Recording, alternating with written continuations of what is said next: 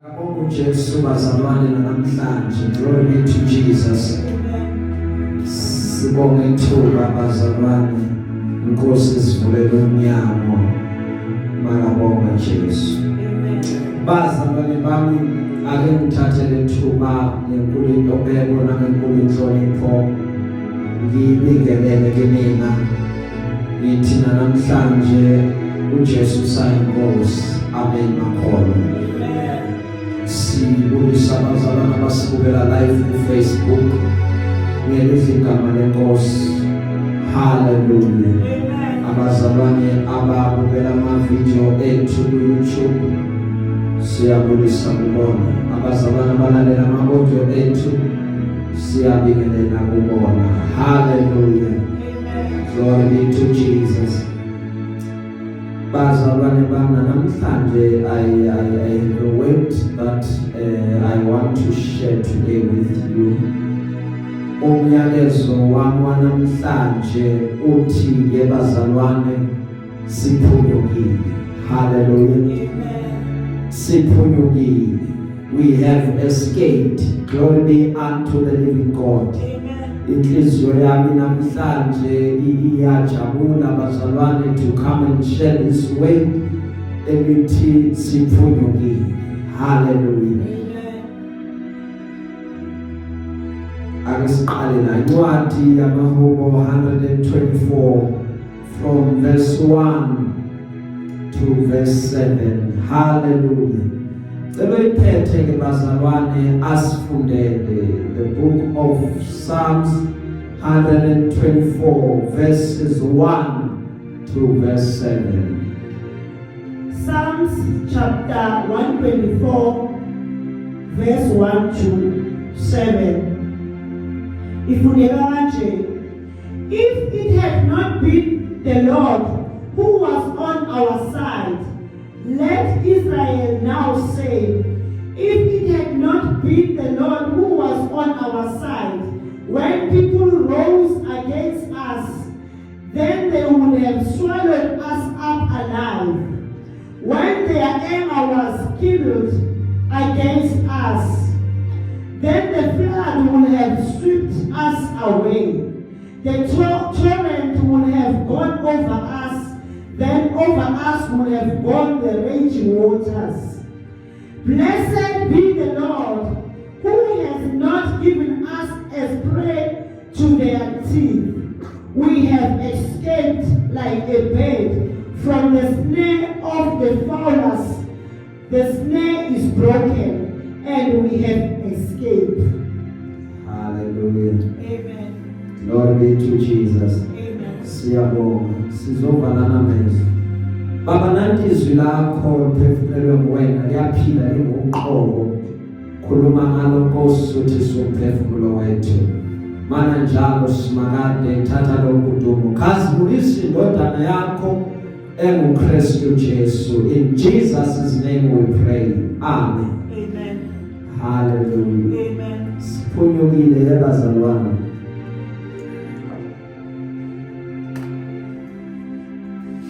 Ihubo elikaDavide. Glory to Jesus. Amen. Bazalwane, uDavide umebhala uma uJehova ebengenathi makasho njalo uIsrael. uJehova ebengenathi lapha abantu besivukela, ngabe sebasigwinyile ekuvutheni konakalo wabo kithi. Namhlanje ngizomemezela, namhlanje ngiphethe i-declaration ukuthi nathi bazalwane sisho njalo sithi, had the Lord not been with us, ngabe indaba yethu ayisakhulunywa, ngabe indaba yethu ayisakhulumeki, ngabe kade abantu baqeda ngathi ngoba basivukela abantu basiphendukela abantu baba nolaka. Lithi iBhayibheli lesilungu, their anger was raging. Bebafana nebhubesi masho ukusiqeda, but banqandwa ukuthi uJehova ungakuthina, banqandwa ukuthi uJehova umisa isandla wathi hayi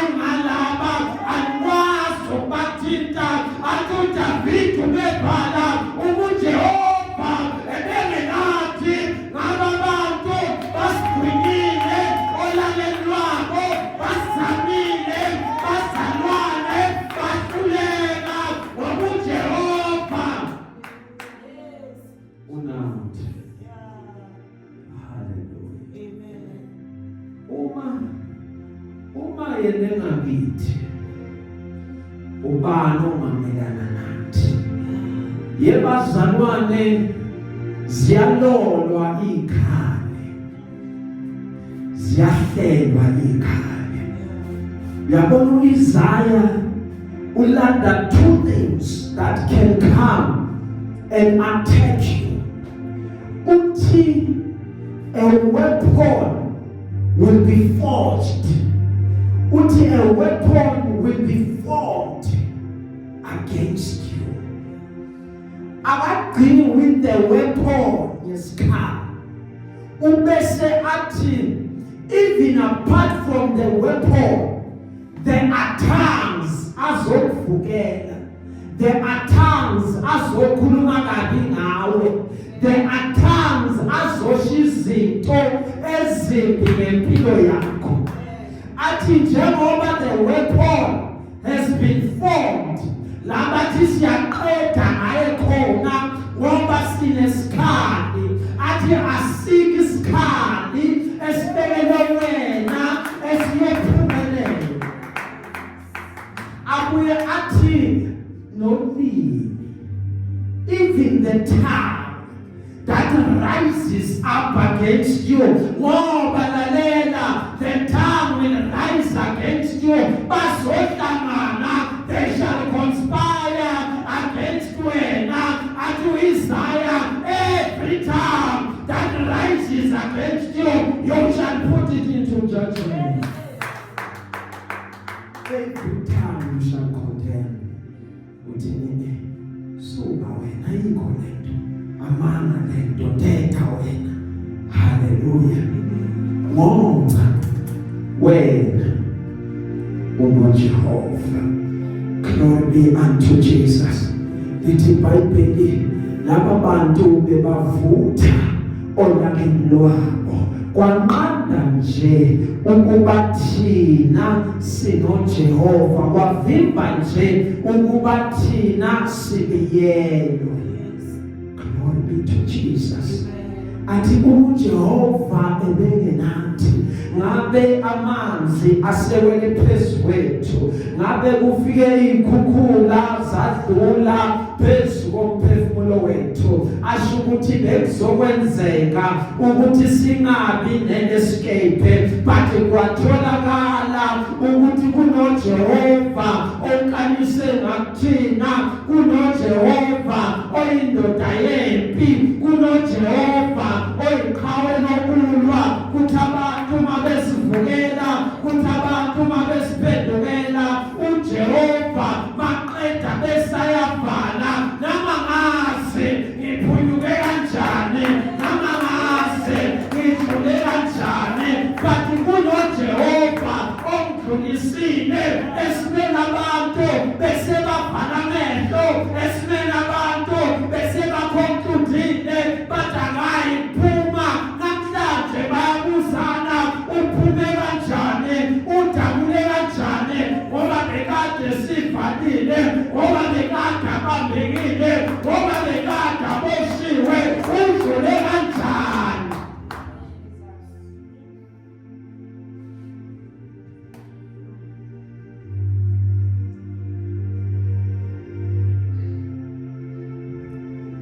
Hallelujah. Ngabe amanzi amkhukhulile, ngabe uhambe namanzi, but kwasho ukuthi kunoJehova osesayidini nami, kunoJehova othe umoya wombusi ungivukela yize ngingayishiyi indawo yami. kunoJehova othe umekhuluma wathi when the enemy comes in like a flood, the Spirit of the Lord shall raise the standard. Sithe sitha sigada, sithe sitha ihlangana, kanti standard usesiphakamisile, angisekho labangene khona, uJehova useshintile indawo.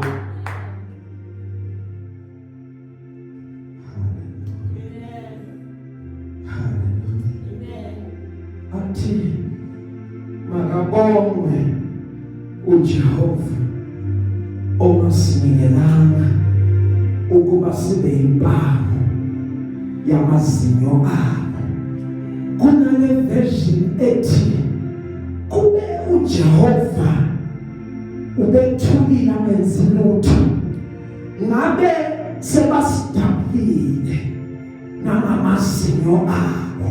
We would have been torn by their teeth ngoba bebasho ukusiqeda ngendlela abakhuluma ngathi ngayo. Bebasho ukuthi thina asiyuphinda siphakame, kanti bakhuluma kubobani? Bakhuluma kwabaKaJehova. Athi uJehova othinta thina uthinta inhlamvu yeso lakhe.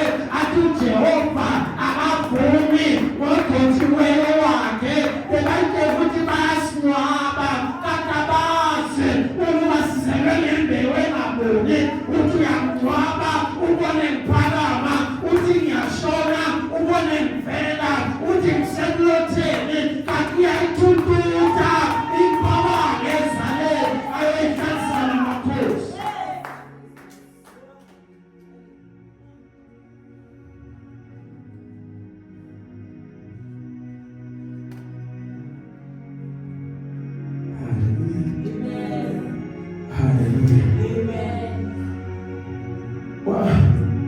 Wafika ngoDavid empilweni kaMefiboshethi, wabuza uDavid wathi sekhona yini engamenzela umusa yena kaJonatani? Bathi inkosi sekaseLodebhari. iLodebhari indawo yokulahla. Kwathiwa kalandwe eLodebhari eze ePhalesi ngoba nomelahliwe yena, but igazi lakhe lithi wena uyiroyalty, wena fanele uhlale ebukhosini, wena bebele ungaphumi ebukhosini wayolandwa. Wabonakaleka etafuleni lenkosi ngoba uNkulunkulu yebazalwane ubheke ngathina ukuthi thina singobani, noma abantu bangasiphendukela, noma abantu bangasihlelela okubi, but uJehova ubheke kuthina ukuthi thina singabakhe, thina singabasebukhosini, thina siyindlalifa yezulu. Thina umesibheke uJehova akwazeki ukuthi wakhe atholakala phansi enganalo usizo, akwazeki ukuthi wakhe atholakala enganancedo, akwazeki ukuthi wakhe alobakhala ubusuku nemini abantu bamhlanganyela basho uqeda ngaye bese uJehova uyathula ngoba uJehova uyayingena indaba yakho njengomntanakhe.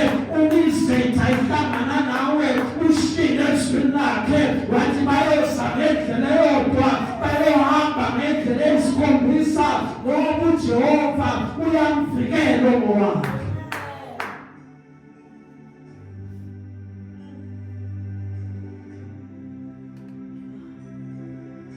Uthi bathi mase baqalile bathi siyaqeda naye, bathi mase bathi uyoba impamo yamazinyo abo. Maqeda uJehova athi nina ayingalo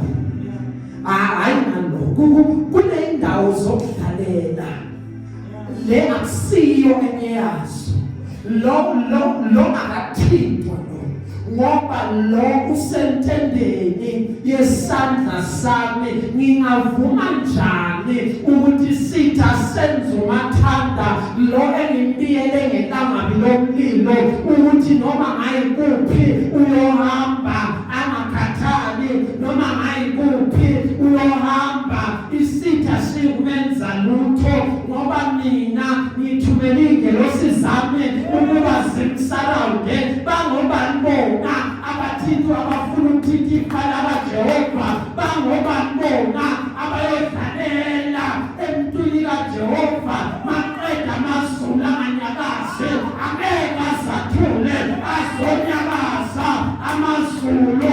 Uma kuthintwa wena angeke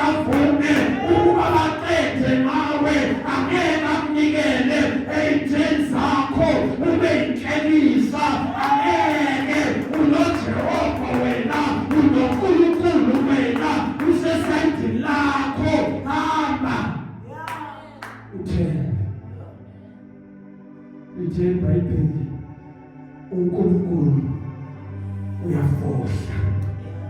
Lathi iBhayibheli fohla njengamanzi ethenzethu. Hallelujah. We are thankful that the enemies are there. We thank the Lord. Praise be to the Lord that the enemies are there. Hallelujah. Siyabonga uNkulunkulu ukuthi izitha ikhona. It's a sign yokuthi siyaphila. Hallelujah. Uma kunezitha, it's a sign yokuthi lento esiyenzayo i-right. Hallelujah.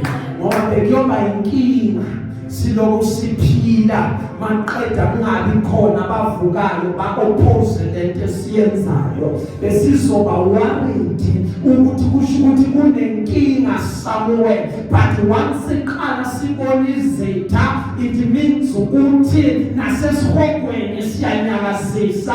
It means ukuthi nesitha sihlasekanga kahle. It means ukuthi ikhona lento eyenzakalayo esigodlweni somnyama esenza ukuthi isitha sihlangane nabantu sisho ukuthi loya siyomqumba phansi ngoba asihlalanga kahle kwasona.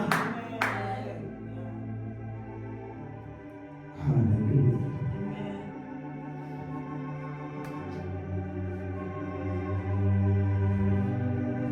Hallelujah. Ukuba nezitha, it shows ukuthi siyaphila. Praise be to the Lord that izitha zikhona. Hallelujah. Ukuba nezitha nama enemies, it shows ukuthi khona nasiyakhona. Glory be to Jesus. Praise be to the Lord ukuthi khona abantu abangahlaliseki kahle ngemovement esiyenzayo. Praise be to the Lord ukuthi masivuka kunabantu esibaraba off in the wrong way. Kube masiyi injongo yethu, but kube nalento engaphakathi kithina engabahlali kahle. We thank God. Hallelujah. We thank God. We bless His name. Ukuthi inkosi isabheke ngathi.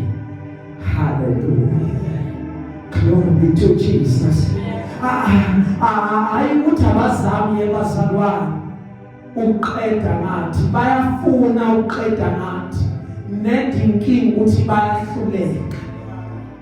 Ngoba lo uNkulunkulu esihamba naye mkhulu kakhulu. Sometimes uthi nokuphuma ubona abantu bangasakubulisi, uthi nokuphuma ubona abantu bangasakukhulumisi. Umangala ukuthi sengibenzeni, it is because kunale level abahlulela ukufinyelela kuyona kuwe. Yiyo le ebenza ukuthi bese bayakwatela. Kufuna nje ukuthi ungabanaki, yazi abanye abantu ku-right nje ukuthi uvele ubalulise udlule, ungasanaki ukuthi uvumile akavuma, ukuthi akavuma ngaseyosala naye, but wena usudlulile uqedile ngoba uya-understand ukuthi kusho ukuthi yena uma engavumi kunalento azama ukuyilwisa kimina nedi uyahluleka. Yingakho-ke manje sekane-attitude towards me. That's why we thank God.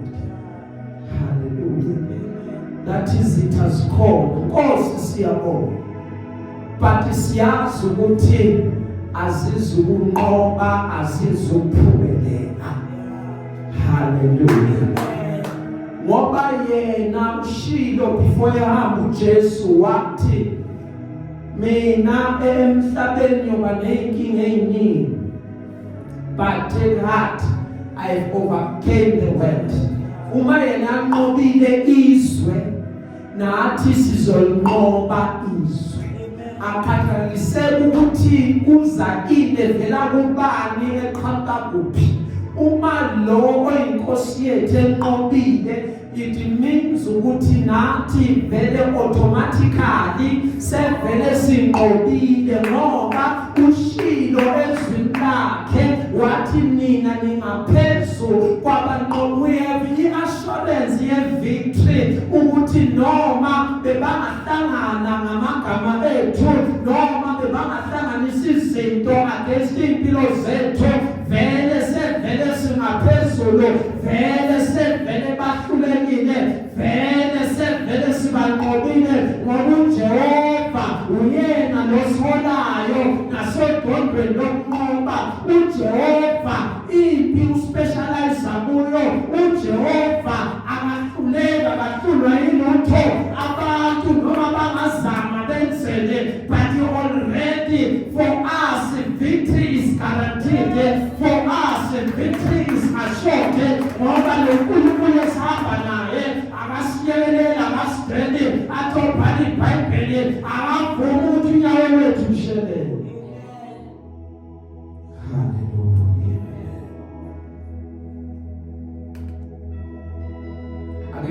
Ngicede bazalwane haleluya uthi obhala iBhayibheli umphefumulo wethu uphunyukile njengenyoni ogibeni lwabacuphi ugibe lwaphukile thina saphunyuka yebazalwane umphefumulo wethu uphunyukile njengenyoni ogibeni lwabacuphi ugibe lwaphukile thina saphunyuka abekhona amatrebe esibekelwe wona kunezinto ezithelelwe zona kwathiwa akayidlula la kunemeqo ebesibekelwe yona ukuthi akayikweqa la ngoba wadlula la khona into ezokwenzeka but yebazalwane kulezo itiye besibekelwe zona ngizomemezela namhlanje ukuthi njengenyoni ogibeni lwabacuphi umphefumulo wethu usidile ugibe lwaphukile abaze luphuke njani ngoba kule trebe besibekele yona azange singene.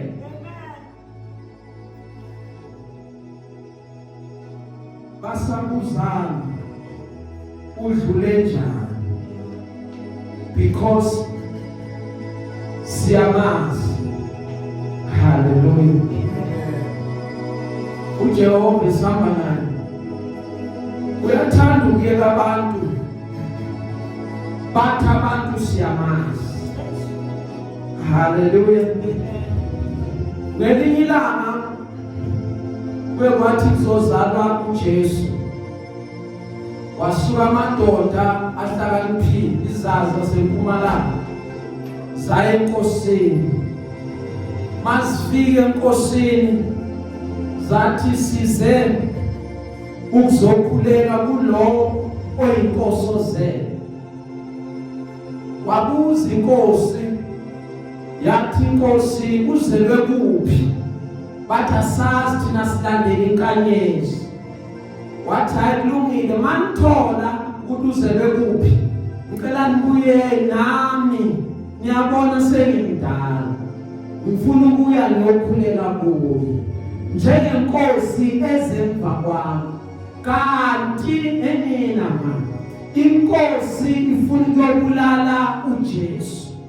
Lithi iBhayibheli zithe izazi maseyiphumile wabiza abaziyo bakhe wabiza izanusi zakhe wabiza abazimbhalo bakhe wazobabuza ukuthi umntwana oyinkosi yozalelwaphi.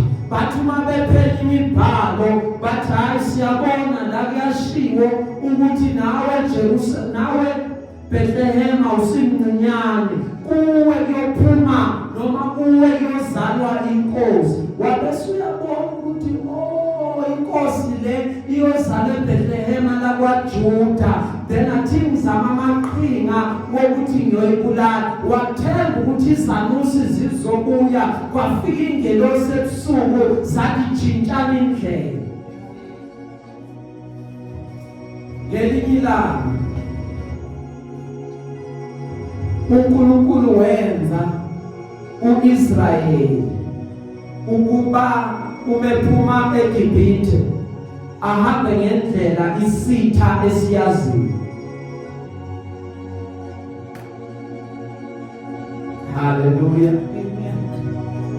Uma isitha siyazi lendlela ngoba ababhali ebazalwane bathi zasikhona ezinye indlela ezisheshayo zokufika ezweni lesethembiso, but inkosi yakhetha indlela eyaziwa isitha ngamabomu. Yingakho ngithi kuwena sometimes uNkulunkulu uyayidedela izitha icabanga ukuthi ziyakwazi. uJehova esekhetha indlela isithe siyaziyo, wasuka uFaro namabutho akhe wagijimisa uIsrayeli athi le ndlela ngiyayazi. Uma eza uFaro namabutho akhe wajabula umebona uIsrayeli wathi yabona le trap yami le iphelele njengoba ngiyibona ngale ndlela. uIsrayeli akasana way yokubaleka, akasana way of escape. Wathi uIsrayeli uneqala ebheka ngapha intaba wathi umebheka phambili nalo ulwandle olubovu, wathi umebheka emuva nalo uFaro namasosha akhe. Wabuza uMoses wathi weMoses bewusaphi size siyofelehlane abengekho yini amathuna eGibhithe ukuthi usikhiphe? But uMoses wathi thulani naze uJehova ukhona, lezi zithe eliyibona namhlanje you shall see them no more. Ngoba uJehova ubengeke athi ngimkhiphe kanti akazi ukuthi umsaphi. uJehova ubengeke athume mina ukuthi ngiyomkhulula kanti akanaplani. Bathula balalela uMoses, umefika olwandle waphakamisa isandla, waphakamisa induku, lwavuleka ulwandle, wahamba emhlabathini owomile uIsrayeli waze wawelela ngaphesheya.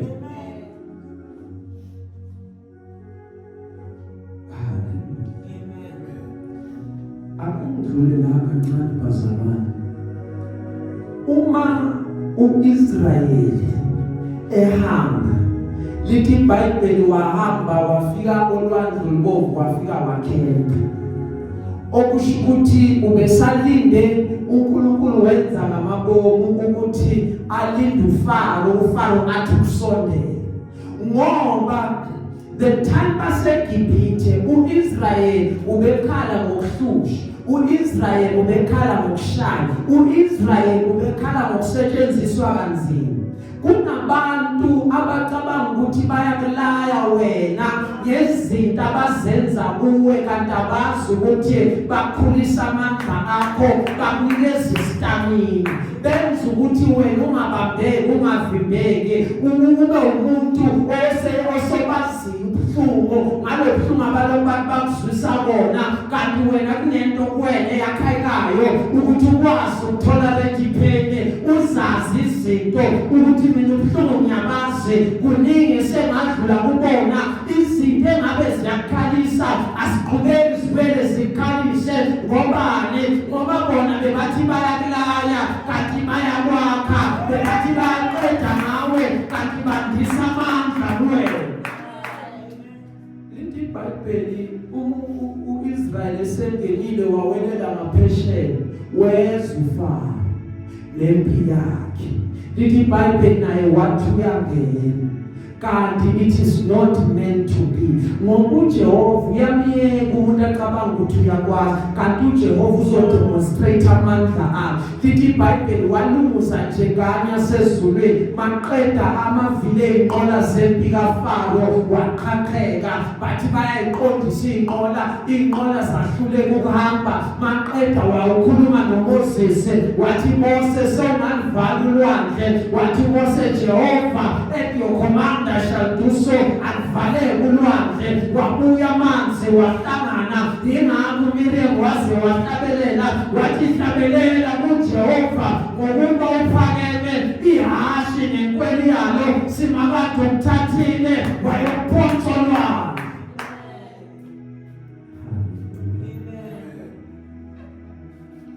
sigcina-ke bazalwane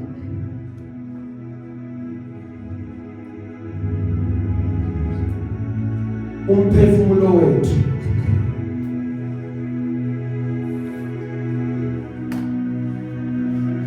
uphunyukile njengenyoni ogibeni lwamacuphi. Ugibe lwaphukile thina saphunyuka.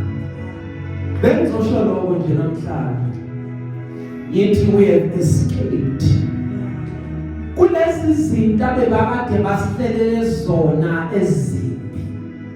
Siphunyukile, sidlulile. Basele nembuzo ukuthi udlule kanjani. Hallelujah. Ngoba besithi siyazama siyaqeda ngayo. Kwasho ukuthi kunento kuyena eyalayo ukuthi akwazi ukuthi kuphele ngayo. Hallelujah. Uma uthola esimeni la umuntu enza khona umcimbi abema abantu abameme bonke nawe qeda kumene bese wena kwenze ungaphumeleli mhlawumbe ugule ngalelo langa uthi mawugula abesabuya kuwe athi hey ngikwatele mhlawumbe nje vele after lo amaphinde vele akukhulumisa athi ngikwatele into engikwatele yona ukuthi awuzange emcimbini wakho uthi uya explain into engagula angayizwa ukuthi bekade ugula but afuna ukuthi ngabe vele nje if bethiwa uhamba ngombhede uqubula umbhede uye nawo lapha kwakhe uyolala khona just so that akubone ukuthi vele uyagula. Hallelujah. Ngoba yebazalwane kunezinto esibekelwa zona kuthiwe lo uyaphela la fanele ulalele lento kuwena engene ngaphakathi. Hallelujah. But it's a spirit of what bazalwana ningisiza. Spirit of discernment. Hallelujah. You must be able to discern ukuthi kwezinye izinto kwezinye indawo shuthi inkosi ayingifuni. Hallelujah.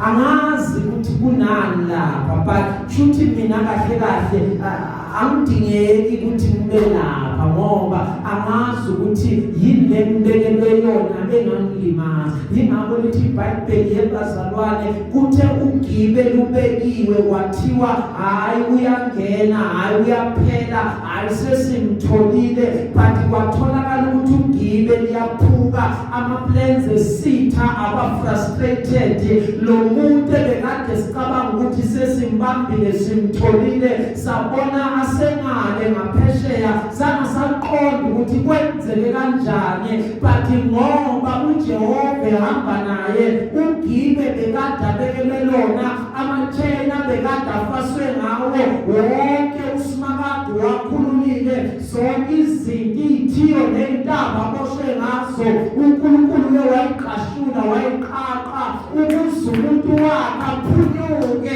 ogibeni lwamacuphi noma bebheka bathi sombekele lunye bese bathola ukuthi lo giba balibekile luphukile akekho yena ugibe lwaphukile yena uphunyukile base babuzane udlule kanjani ingoba ugibe alikwazanga ukumbamba. Glory be to Jesus. Bengizothi namhlanje ugibe waphukile thina saphunyuka. Hallelujah. Glory be to Jesus.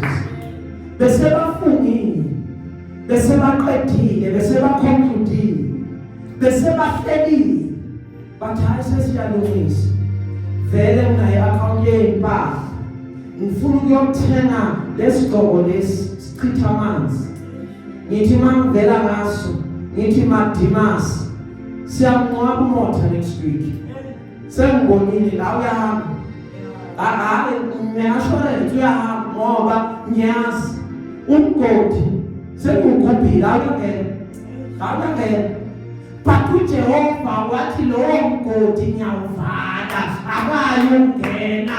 You shall not die but you shall live and declare the works of the Lord. Akusakhathaliseki ukuthi abobani abanyanyayo ngokuphila kwakho but umizulu lijabulile. That is more than enough. Ngoba kakade vele awuzanga la uzojabulisa abantu, uze la uzofeza intando kaSimakade ukuthi abafuna uphile ngokwabo lokho, but wena uzophila, wena angeke